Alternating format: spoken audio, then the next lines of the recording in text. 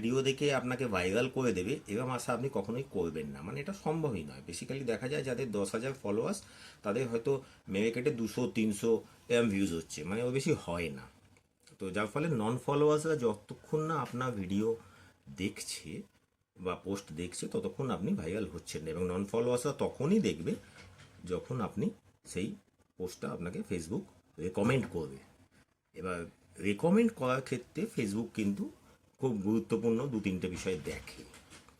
তো যেটা বজায় রাখতে হয়, যার মধ্যে একটা হচ্ছে এঙ্গেজমেন্ট, ইন্টারাকশন, আর হচ্ছে আপনার রিচ। এই 3টে জিনিস খুব গুরুত্বপূর্ণ। এর সঙ্গে ওয়াচ টাইম, ওয়াচ টাইম একটা খুব বড় বিষয়, যেটা অনেকেই হয়তো জানেন না বা দেখেন না কখনো, যে হোয়াট ইজ ওয়াচ টাইম।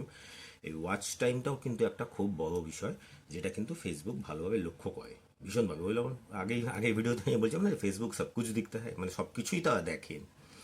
তো এই রেকমেন্ডেশনটা কীভাবে হয়, আমি একটা ছোট্ট উদাহরণ দিই।